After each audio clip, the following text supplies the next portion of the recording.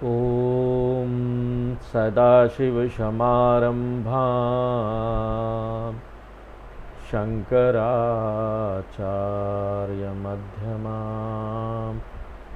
अस्मदाचार्यपर्यन्तां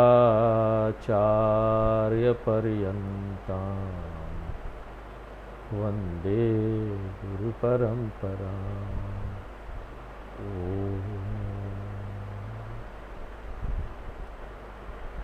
भगवान राम प्रयाग पहुँचे, फिर भरद्वाज जी के आश्रम में पहुँचे और वहाँ एक दूसरे से बहुत प्रेम से वो मिलते हैं, ज्ञान की बातें होती है।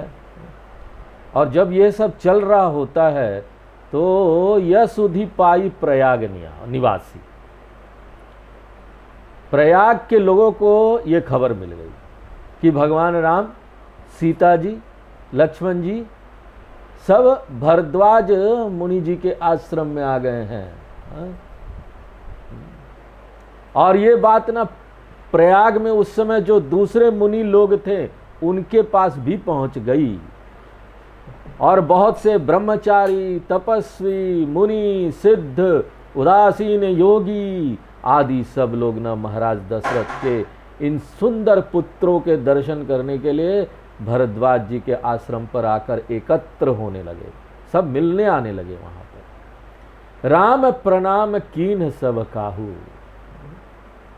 कितने विनम्र है हमारे राम जी, सर्वशक्तिमान है वो, सारी शक्तियां हैं, फिर भी जो लोग आ रहे थे सबको प्रणाम कर रहे थे। यहां पर तो थोड़ी शक्ति आ जाती है किसी के पास, कोई कमिश्नर हो जाता है, कोई आईएएस हो जाता है, कोई बिजनेस में बहुत बड़ा हो जाता है, 2-4 फैक्ट्रियां, थोड़ी शक्ति आ जाती है, पैसे आ जाते हैं, इतना अहंकार आ जाता है, उनको लगता है वही भगवान हो गए हैं।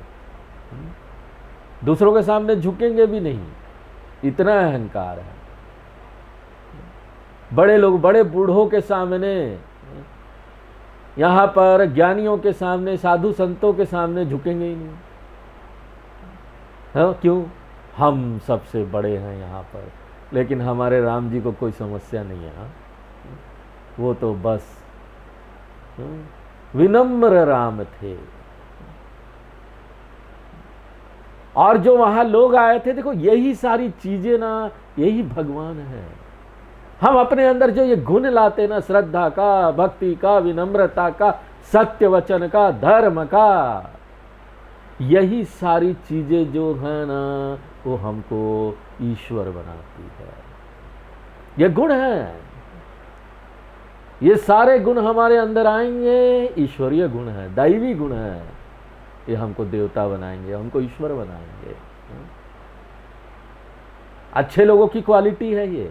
अच्छे लोग कौन है ना? संसार में देखना चाहिए कि अच्छे लोग कौन है।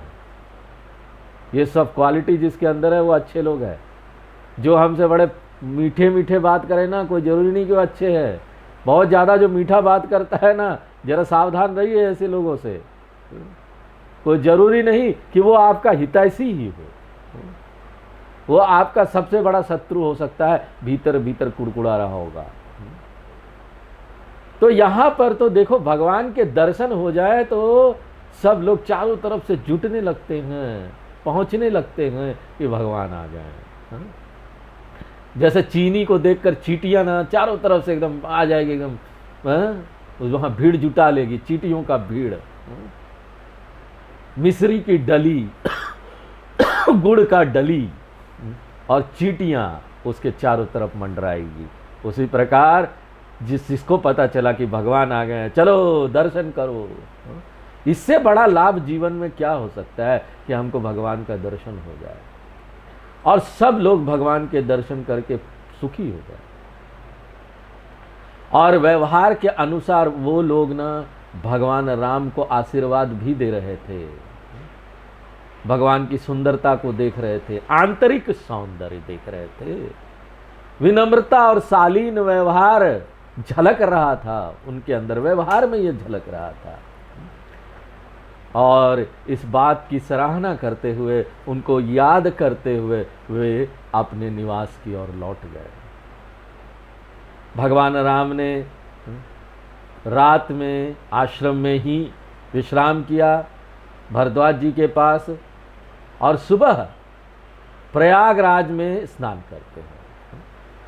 अब गंगा के किनारे हैं तो आप जितना बार स्नान कर लो उतनी अच्छा है ना।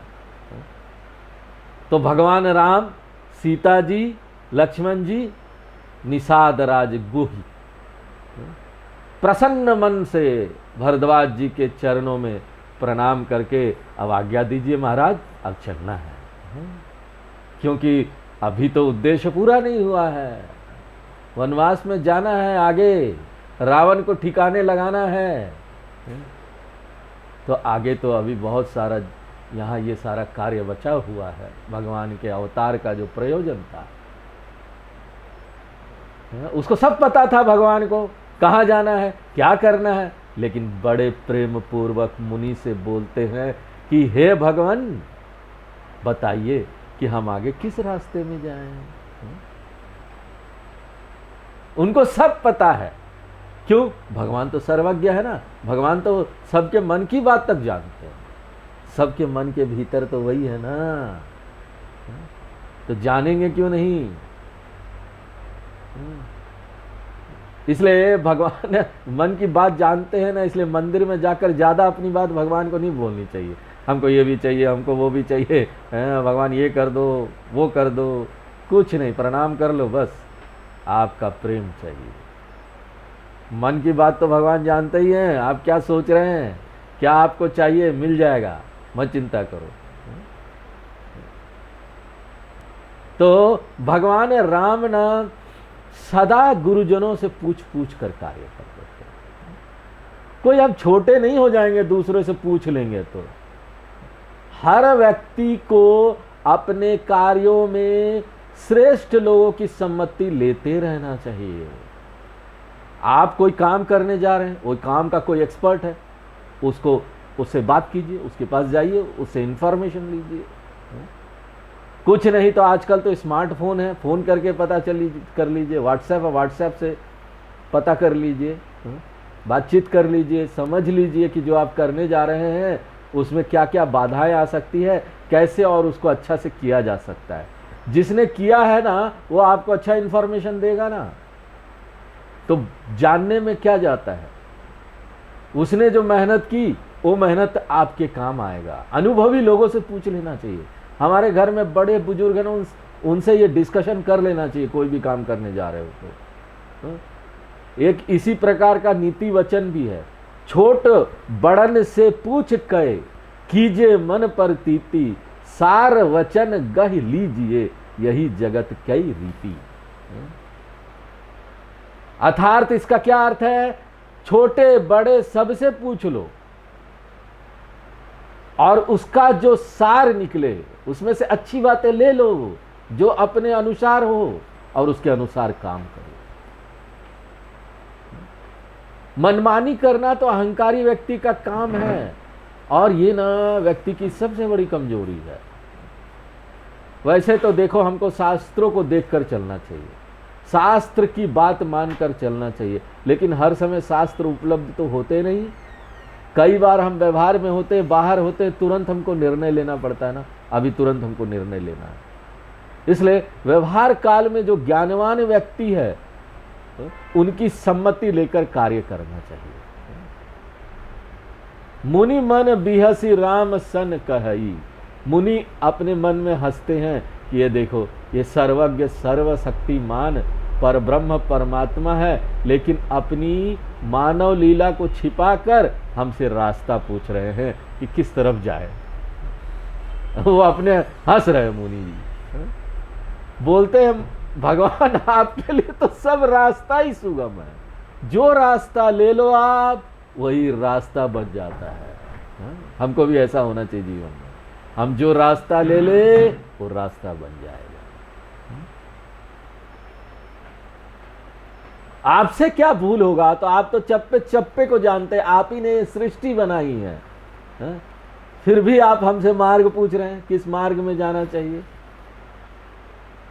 तो एक ज्ञानी व्यक्ति, देखो इसको परमार्थ की दृष्टि से देखे ना, तो एक ज्ञानी व्यक्ति होता है, उसको जब ज्ञान हो जाता है तो वो यहाँ पर पूजा भी कर सकता है, जप भी कर सकता है, फिर उसको कोई समस्या नहीं होती कि भगवान का मूर्ति एक अद्वैत का ज्ञानी हो गया, अब उसको तो निर्गुण में स्थापित हो जाना चाहिए, पूजा वूजा नहीं करूँगा।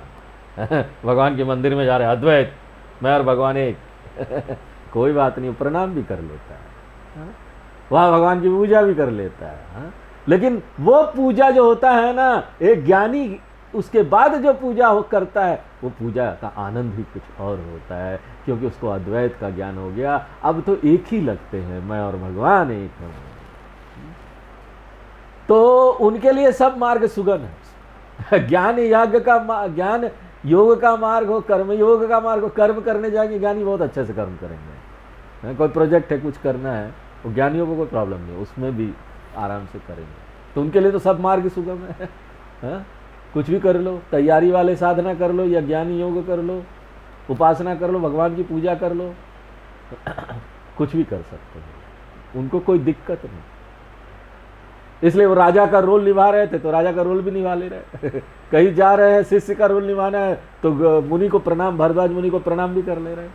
गंगा में नहा रहे हैं भक्त की तरह, गंगा मैया को प्रणाम कर ले रहे हैं। आगे यमुना में पहुंचेंगे, अभी यमुना में नहाएंगे, वहां भी प्रणाम कर देंगे यमुना मैया को, कोई दिक्कत नहीं है। साथ लागी मुनि शिष्य बुलाए, भगवान राम को फिर भी वहीं खड़े देखकर मुनि ने अपने शिष्यों को बुलाया कि जाओ इनके साथ जाकर इनको रास्ता बताओ। क्या बात है, भगवान को रास्ता दिखाना है। अभी भगवान जो दुनिया को रास्ता दिखाते हैं, उनको रास्ता दिखाने के लिए अभी कुछ लोग आने वाले हैं। और कौन है वो? मुनि की ये बात सुनते ही 50 शिष्य प्रसन्न होकर दौड़े चले आए, हम जाएंगे, हम जाएंगे, हम जाएंगे। और इससे पता चलता है ना कि उस समय भरद्वाज जी के आश्रम में बहुत ब्रह्मचारी लोग थे, सब पढ़ने आते थे, 50 लोग थे। भगवान के दर्शन करके उन सब के मन में भगवान के प्रति प्रेम जागृत हो गया। वे सभी कहने लगे हमारा तो रास्ता देखा हुआ, हम जानते हैं, हम ठीक से बता पाएंगे, हम तो ले चलो भगवान जी, हम आपके साथ जाएंगे, है ना। अब देखो भगवान जैसा व्यक्ति हो ना, उसके साथ सब जाना चाहेगा, है? और अगर हैवान जैसा व्यक्ति हो तो चले जाए, कब जाएगा इस घर से, कब जाएगा, ये दुखी हो गए हम लोग। लेकिन अच्छा व्यक्ति हो, देवता की तरह व्यक्ति हो, हम भी आपके साथ जाएंगे, हम भी आपके साथ जाएंगे। तो राम जी के साथ कौन नहीं जाना चाहेगा? सब भीड़ लगा दिए, हम जाएंगे, हम जाएंगे। मुनि बटु चारि संग सब दीन्हे, मुनि ने तब उनमें से 4 ब्रह्मचारियों को छांटा, 4 लोगों को छांटा और भगवान के साथ कर दिया। अब देखो छांटा जो है उनका बहुत जन्मों का पुण्य होगा। भगवान के साथ कौन जा सकता है भैया? जिसका बहुत पुण्य हो, वही भगवान के साथ लगता है। इस संसार में भी ना यही 4 है, वही लोग भगवान के साथ लगते हैं, और कोई नहीं लगेगा। अर्थार्थी, जिज्ञासु और ज्ञानी, 4 लोग, 4 प्रकार के लोग ही भगवान को भजेंगे ना, बाकी तो भक्त भी नहीं है। एक प्रकार से तो आप ऐसे देख सकते हैं कि ये 4 प्रकार के लोग कौन थे? आर्त, अर्थार्थी, जिज्ञासु, ज्ञानी। आर्त यानी जो जब समस्या आता ना तब भगवान को पुकारता है, बाकी समय भगवान को याद भी नहीं करता। अर्थार्थी यानी हर चीज में भगवान को मांगने जाता, मांगने, मुझे ये दे दो, मेरा बिजनेस में प्रॉफिट हो जाए, मेरे लड़की की शादी हो जाए, मेरे बच्चे का अच्छा एजुकेशन हो जाए। अर्थार्थी। जिज्ञासु, वो बोलता हमको कुछ नहीं चाहिए भगवान, हमको तो जिज्ञासा जानना आप कौन है, मैं आपसे प्रेम करता हूँ। और ज्ञानी, ज्ञानी तो भगवान के साथ एक ही हो जाता है, उनमें और भगवान में कोई फर्क ही नहीं रहता। तो यही 4 लोग भगवान के साथ जा सकते हैं। एक तरह से तो आप ऐसे देख सकते हैं, ये एक तरीका है, क्योंकि बाकी लोगों को मतलब ही नहीं ना हो तो समस्या में भी भगवान को याद नहीं करते। भयंकर नास्तिक है, नास्तिक लोग तो पहली सीढ़ी नहीं चढ़े हैं। दूसरा एक तरीका क्या है?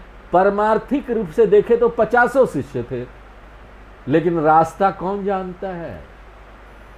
रास्ता कौन दिखाएगा? रास्ता हमको वेद दिखाएंगे। 4 वेद,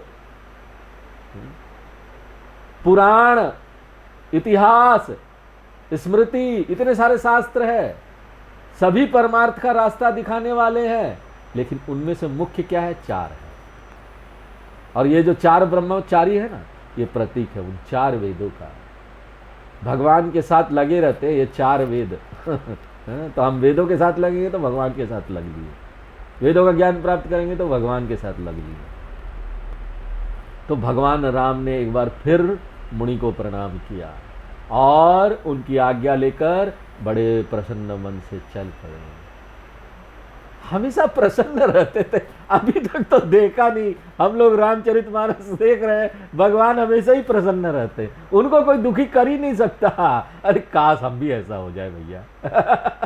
यहाँ तो लोग कोई एक शब्द बोल देते हैं तो हम लोग दुखी हो जाते हैं, अरे उसने ऐसा क्यों बोला, जरूर कोई बात होगा, क्या बात होगा कोई तो पता नहीं, क्या आगे होने वाला है पता नहीं, ये होगा कि नहीं होगा पता नहीं, ये पीछे जो हुआ था ऐसा क्यों हुआ, हम रहते तो ऐसा करते। सब सोच सोच के ना चेहरा बुझा हुआ सा हो जाता है, बुझ जाते हैं हम लोग। मत बुझिए। चेहरा बुझाने का जरूरत नहीं है, बुद्धि को बुझा दीजिए। बुझना मतलब जानना, वो वाला बुझाना नहीं। बुद्धि को बुझा दीजिए, बुद्धि को जनवा दीजिए, तो चेहरा बुझा नहीं रहेगा, ये बुझा रहेगा।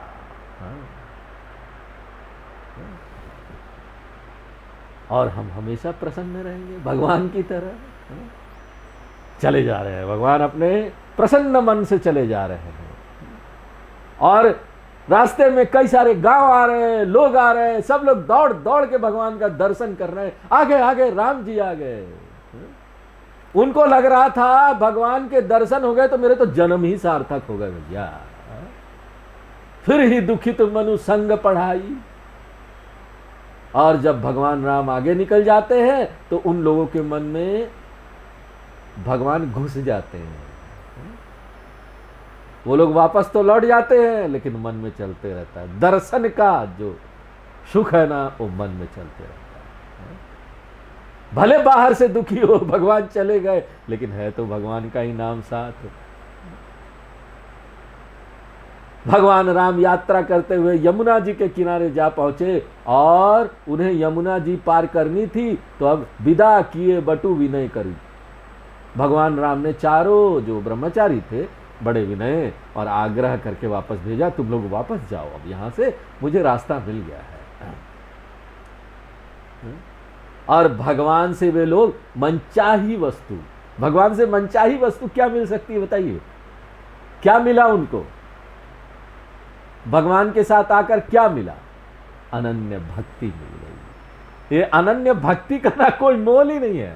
संसार में जितने भी चीज है उससे अगर मोल तुलना करें ना तो सब कुछ रख दो, संसार का सारा धन रख दो एक तरफ और अनन्य भक्ति को रख दो भगवान के प्रति। हाँ, अनन्य भक्ति वाला पड़ला भारी हो जाएगा। मिल गया वो अनन्य भक्ति, मूल्यवान बहुमूल्य चीज। तो वो चले गए, खुशी खुशी चले गए। और भगवान राम, सीता जी, लक्ष्मण जी और निषाद राज ने फिर यमुना पार की और पार उतरने के बाद सबने यमुना जी में स्नान किया। यमुना जी बड़ा सुंदर लग रहा उस समय। ऐसे सुंदर श्याम रंग और ऐसे आकाश का रंग भी श्याम श्याम और ऐसा वातावरण पूरा श्याम श्याम और उसमें हमारे श्याम सुंदर जी। अब ऐसे श्याम सुंदर जी इन सब के साथ जब वहां पर स्नान कर रहे हैं यमुना जी में, तो वातावरण भी श्याम था, यमुना भी श्याम थी, आकाश भी श्याम था और हमारे राम जी भी श्याम सुंदर थे। और ये श्याम सुंदर सब साथ मिल गए। परमार्थ की दृष्टि से देखो तो यहाँ पर भगवान ही ना है जो सारी सृष्टि बन जाते हैं।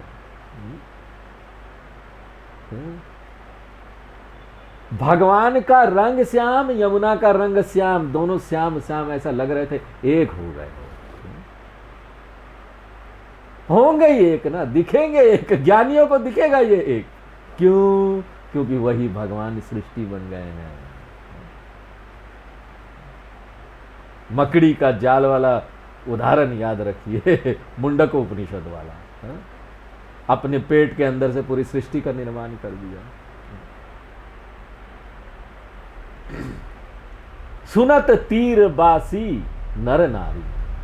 यमुना जी के किनारे आसपास रहने वाले लोगों ने सुना कि निषाद राज के साथ दो बहुत सुंदर राजकुमार, एक परम सुंदरी राजकुमारी यमुना के किनारे आए हुए हैं। हा? उनको ये पता नहीं था ना कि ये 5 भौतिक शरीर नहीं है, ये तो परमात्मा ने अवतार लिया है। वो पता नहीं था। तो सब अपने अपने काम छोड़कर ना उनके दर्शन के लिए दौड़ पड़े। देखो, परमात्मा यहाँ पर आनंद स्वरूप है। वो जब मन बुद्धि के उपकरण में आता है तो वो प्रेम स्वरूप है, और शरीर के आकार में प्रकट हुआ तो वही सौंदर्य रूप के रूप में प्रकट हुआ। सुंदर दिखते हैं ना तो मजा आता है, आनंद आता है। सुंदर कोई चीज देखो तो, और भगवान राम से ज्यादा सुंदर और कौन होगा? कोई नहीं। माने भगवान की सुंदरता उनके आनंद का प्रकट रूप है। जो कोई उन्हें देखता उनको आनंद प्राप्त होता है, बार बार उनको देखना चाहते हैं। अब देखो, अयोध्या में राम जी की मूर्ति रखी, कितना देखो लोगों ने उसको सोशल मीडिया में देखा, उस मूर्ति को। वहां जा जाकर लोग जाना चाहते थे, कितने खिंचा जाते, कितना आकर्षित हो जाते भगवान की उस मूर्ति को देखकर। और यहां तो साक्षात भगवान थे शरीर रूप में, तो लोग क्यों नहीं आकर्षित होंगे? चारों तरफ से दौड़े चले आए लोग। अयोध्या में भीड़ इतनी हो गई थी। हा? अभी कुंभ में भी जब हुआ सब कुछ, कुंभ मेला हुआ, तो वहां पर अयोध्या में भी जबरदस्त भीड़ थी। लोग देखने के लिए उतावले हो रहे थे।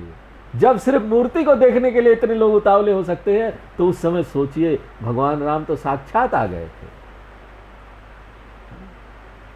और हर कोई उनको देखना चाहता था। सब लोग आ जा रहे थे वहां पर।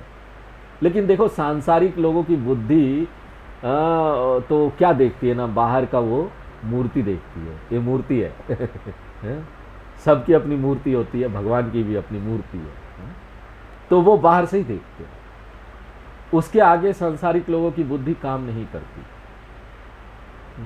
लेकिन भारद्वाज जी, वाल्मीकि जी जैसे जो ऋषि मुनि थे ना, उस बात को जानते थे कि भगवान की सुंदरता बाहर की सुंदरता नहीं है।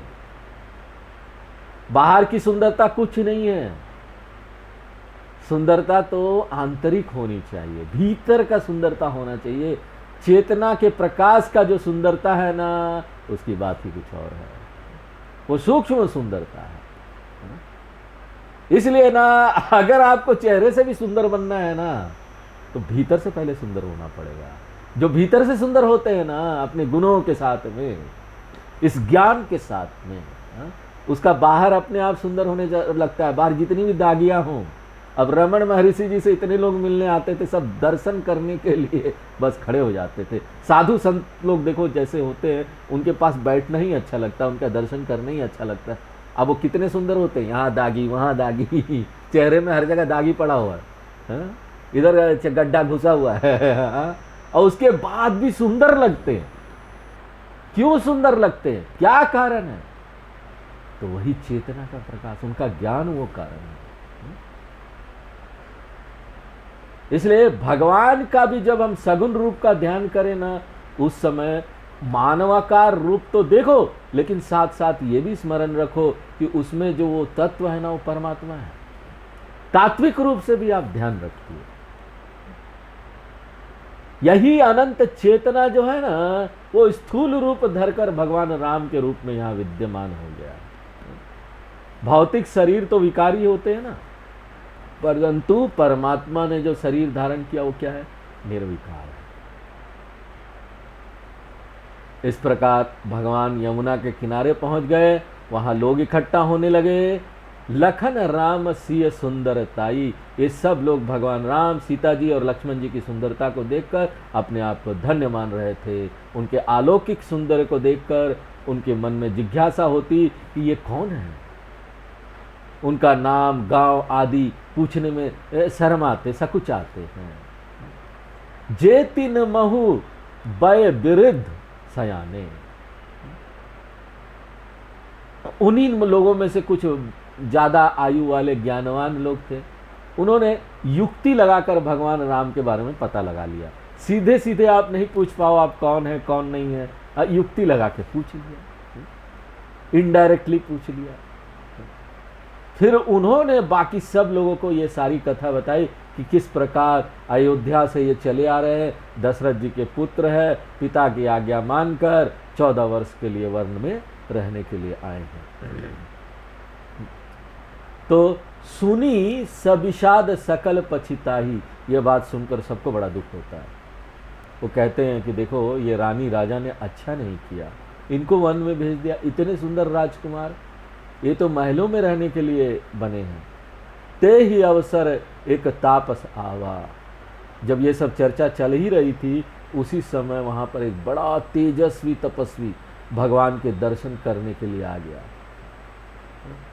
अब देखो जो ये लिख रहे हैं वो भी नहीं जानते कौन है, देखने में बड़ा वैरागी लगता है, मन वाणी और कर्म से सब प्रकार से भगवान का भक्त है। तुलसीदास जी इस तपस्वी का नाम नहीं बताते, हम लोगों पर छोड़ देते। गैस कीजिए, गैस कौन आया होगा भगवान से मिलने, अपनी बुद्धि लगाइए, कौन होगा वो तपस्वी। तो ये जो यहाँ पर प्रसंग तुलसीदास जी ने दिया है ना, इसको कई आचार्यों ने, कई विद्वानों ने अपनी बुद्धि लगाई, ये कौन हो सकता है। ये किसी ने कहा ये चित्रकूट के अधिष्ठात्र देवता तपस्वी रूप धर कर आए हैं, किसी ने कहा नहीं नहीं ये हनुमान जी आए, किसी ने कहा नहीं नहीं ये शंकर भगवान आए थे। तो जितने भी लोगों ने, आचार्यों ने, विद्वानों ने यहाँ पर अनुमान लगाया, प्रश्न चिन्ह लग जाता उस पर। लेकिन सबसे ज्यादा जो मान्य बात ये हो सकती है कि ना यहाँ पर जो तपस्वी आया था ना वो तुलसीदास जी स्वयं थे, और इसके कई प्रमाण भी मिलते। जैसे भगवान राम इस समय जहां पहुंचे थे वह स्थान तुलसीदास जी के जन्म स्थल के निकट ही है, और तुलसीदास जी के इष्ट देव भगवान राम है, इसलिए तुलसीदास जी भगवान राम के दर्शन करने के लिए आ गए। अब देखो यहां इस बात का ध्यान रखो कि जिस समय तुलसीदास जी श्री रामचरितमानस की रचना कर रहे थे और जिस समय भगवान राम का अवतार हुआ, इन दोनों में देखो टाइम का डिफरेंस है ना। अब कैसे बोल सकते कि तुलसीदास जी आए थे। तुलसीदास जी तो रामचरितमानस लिख रहे हैं जब रामायण खत्म हो गई, राम का जीवन खत्म हो गया। आप ये कैसे समझ सकते हो। तो देखो लौकिक दृष्टि से ना काल का अंतर है, एक त्रेता युग, एक कल युग, परंतु आध्यात्म की दृष्टि से काल का अंतर कहीं कुछ नहीं है। आप देखिए कभी कभी ऐसा होता होगा कि ना आप रात को स्वप्न में देखिए, स्वप्न का काल और यहाँ का काल में कितना अंतर हो जाता है। स्वप्न में आप ना कितना सेकंड्स का, वैज्ञानिक लोग बोलते हैं 1 मिनट या 30 सेकंड या कुछ ऐसा स्वप्न देखते, पूरा जीवन जी लेते, बचपन भी हो गया, जवानी भी हो गया। 100 साल का जीवन स्वप्न में आधा सेकंड में खत्म हो गया, तो 100 साल बराबर आधा सेकंड ऑफ द स्वप्न। काल का अंतर किस तरह से यहां होता है। तो आध्यात्म की दृष्टि से देखें ना तो काल का अंतर कुछ भी नहीं, कहीं भी नहीं है।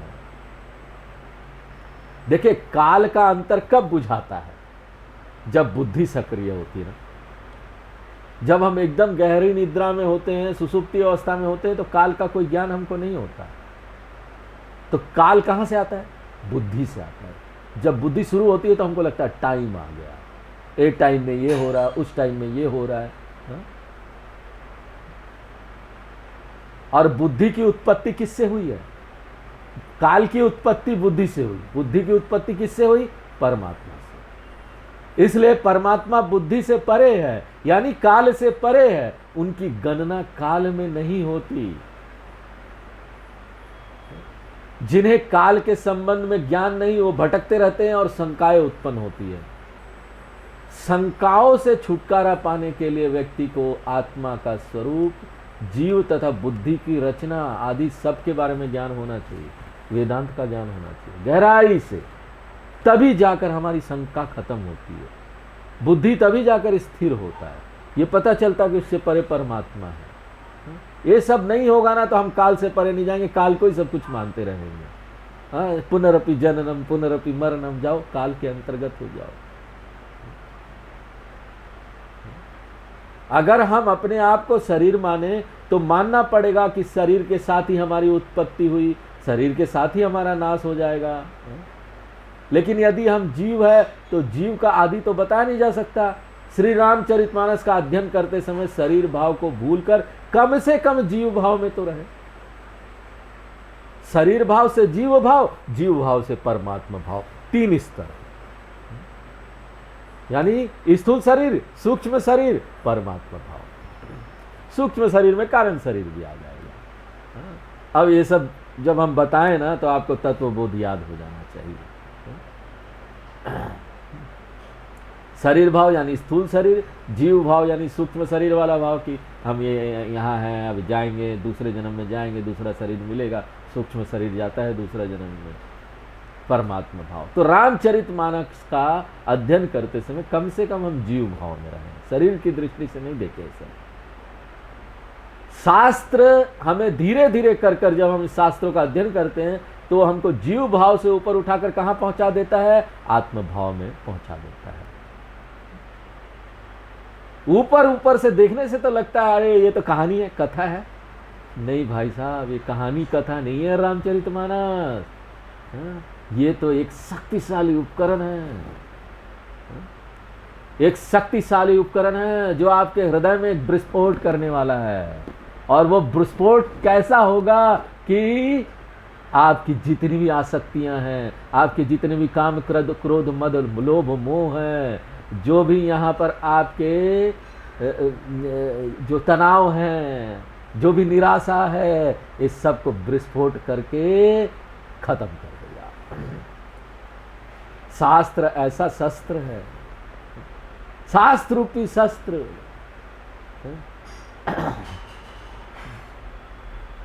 सब कुछ खत्म करके, जीव भाव को खत्म करके आत्म भाव में पहुंचा देगा। तो ये टेक्निक है। टेक्निक, इस टेक्निक से धीरे धीरे करके, ये हमारे आचार्य लोग जानते हैं, इसलिए उन्होंने इसको ऐसे ऐसे से लिखा है कि धीरे धीरे आप इससे गुजरेंगे उस टेक्निक से, तो सुनते सुनते व्यक्ति के चित्त पर प्रभाव पड़ता है। धीरे धीरे चित्त पर प्रभाव पड़ते हुए एक व्यक्ति बदल जाता है, परिवर्तित हो जाता है। विस्फोट होकर जो गलत चीजें थी वो नष्ट हो जाता है, उसकी मृत्यु हो जाती है और नया एक जन्म मिल जाता है, आत्मभाव वाला जन्म मिल जाता है, जीव भाव खत्म हो जाता है। अब तुलसीदास जी इस तपस्वी का जो वर्णन करते हैं तो उससे यह भी पता लगता है कि भक्त का स्वरूप कैसा होता है। यह तपस्वी तेज पुंज है। तपस्या जनित तेज से निर्भयता, प्रसन्नता, उत्साह, ये सद्गुण आते हैं। तपस्वी लघु वयस माने युवा अवस्था का है। युवा से संकेत इस बात का है कि वह भगवान का भक्त है, परमात्मा भाव में स्थित है। और परमात्मा तो हमेशा नवीन होता है ना, कभी वृद्ध नहीं होता। सजन नयन तन पुलकी निज इष्ट देव पहचाने। जब तपस्वी भगवान के सामने आया तो उसने पहचान लिया कि ये हमारे इष्ट देव है। आंखों में प्रसन्नता छा गई, प्रेम आंसू आ गए, हृदय में प्रेम उमड़ पड़ा और वो ना सीधा दंडवत प्रणाम करते हुए भूमि पर लेट गया, भगवान को प्रणाम करने लगा। कितना आनंदित हो रहा था वो, कितना प्रेम से परिपूर्ण था, इसका वर्णन यहाँ पर शब्दों से नहीं किया जा सकता। इसका मतलब क्या है? भगवान का ध्यान भजन जो करता रहेगा उसको कभी न कभी भगवान इसी प्रकार से अवश्य प्राप्त होंगे। ये शास्त्र का आश्वासन है, गारंटी देते शास्त्र। जो इस प्रकार से भगवान का ध्यान भजन भक्ति करेगा ना, हो नहीं है उसको मिल नहीं है, विश्वास रखो। जिसने किया है उसको मिला है, बड़ा वैलिड मार्ग है ये। कोई एक्सपेरिमेंट नहीं किया जा रहा है आपके ऊपर, ये तो सबने जिया है, जी कर बताया है कि ये सत्य है, ये सत्य मार्ग। इसलिए तो बोला जाता है इसको सनातन सत्य मार्ग, क्योंकि ये कभी नहीं बदलता, हमेशा ऐसा रहने वाला है। दूसरे लोगों को मिला है, आपको भी मिलेगा। चलते रहिए, करते रहिए, छोड़ना नहीं, प्रतिबद्ध रहिए। एक नियम से लग गए तो चलते रहिए जब तक मिल न जाए, जब तक मंजिल मिल न जाए साथी, यात्रा मत छोड़ना। भगवान राम ने उस तपस्वी को उठाकर हृदय से लगा लिया। अब जैसे एक गरीब व्यक्ति को न एक पारस मणि मिल जाए, ऐसा मणि, पारस मणि किसको बोलते हैं मालूम? वो मणि को किसी लोहे से छुआ दो तो लोहा भी सोना बन जाएगा। उसका दरिद्रता, सारा दुख दूर हो जाएगा ना, वो सुखी हो जाएगा। इसी प्रकार से भगवान के दर्शन प्राप्त करके ये जो तपस्वी था वो परम सुखी हो गया। मनहु प्रेम परमारथ दो। भगवान राम और उस तपस्वी को मिलते देखकर सब लोग कहते हैं, ऐसा लगता है मानो प्रेम और परमार्थ मानव शरीर धारण करके आपस में मिल रहे हैं। यह तपस्वी अपना शरीर भाव, जीव भाव सब भुला चुका था। एकमात्र वो यही जानता था कि मैं तो परमात्मा का प्रेम हूं, वही परमात्मा का आनंद स्वरूप मैं स्वयं हूं। दूसरी बात यह है कि भगवान राम से स्थूल शरीर या मन बुद्धि अहंकार नहीं मिलते। अगर ये सब रखेंगे ना तो भगवान से नहीं मिल पाएंगे। जब अहंकार समाप्त हो जाए तब जाकर ये प्रेम प्रस्फुटित होता है, ये प्रेम का पुंज बनता है, प्रेम की अग्नि हृदय में जलती है। और यही अग्नि जब हृदय में जलती है ना, तो यही जो है ना वो सामर्थ्य पैदा करती है कि वो भगवान के साथ एक हो जाए। प्रेम में यह सामर्थ्य है कि भगवान के हृदय से वो लग सकता है। इतना प्रेम रखो भगवान के साथ, इतना प्रेम रखो। बहुरी लखन पायन सोई लागा। उसके बाद उस तपस्वी ने लक्ष्मण जी के चरणों में प्रणाम किया तो उन्होंने भी उसे भगवान का परम भक्त समझते हुए बड़े उत्साह के साथ अपने हृदय से लगा लिया। फिर उसने सीता जी के चरणों की धूलि को अपने सिर से लगाया। सीता जी ने भी तपस्वी को पुत्र के रूप में जानते हुए उसे पूर्ण आशीर्वाद दिया, स्नेह पूर्ण आशीर्वाद दिया। निषाद राज ने उस तपस्वी को दंडवत प्रणाम किया और वह भी निषाद को भगवान का भक्त जानकर बड़े प्रेम से मिला। पियत नयन पुट रूप पीयूषा। तपस्वी अपने नेत्रों से निरंतर भगवान के सुंदर रूप को इस प्रकार देख रहा था जैसे नयन के पात्र में भगवान के सुंदर स्वरूप रूपी अमृत का पान कर रहा हो। नयन पात्र था, अब भगवान अमृत थे, भगवान का रूप पान करो, पियो उस अमृत को। जितना पियोगे उतना ज्यादा अमर होते जाओगे, तृप्त होते जाओगे, प्रसन्न होते जाओगे, सुखी होते जाओगे, अभय होते जाओगे, भयभीत नहीं रहोगे कभी भी। जैसे बरसों से कोई भूखा व्यक्ति हो ना, उसको अच्छा सुंदर भोजन मिल जाए, स्वादिष्ट भोजन मिल जाए तो वो तृप्त हो जाता ना, आनंद आ गया। उसी प्रकार वो तपस्वी भगवान का दर्शन करके तृप्त हो जाता है। ते पितु मातु कहू सखी कैसे। इधर गांव की स्त्रियां जो आपस में चर्चा कर रही थी वो कहती है, हे सखी देखो तो ये माता पिता कैसे हैं जिन्होंने इतने सुंदर राजकुमारों को वन में भेज दिया। ये लोग इतने सुंदर सुकुमार भगवान राम, लक्ष्मण जी और सीता जी को वन में कष्ट उठाना पड़ रहा है। हा? और उनके प्रति प्रेम था, तो जिसके प्रति आपको प्रेम होता है उसको कष्ट होगा तो आपको भी होगा। बड़े व्याकुल हो रहे थे, भगवान को कष्ट हो रहा है, उनको व्याकुलता हो रही थी। ओम पूर्णमदः पूर्णमिदं पूर्णात् पूर्णमुदच्यते पूर्णस्य पूर्णमादाय पूर्णमेवावशिष्यते। ओम शांति।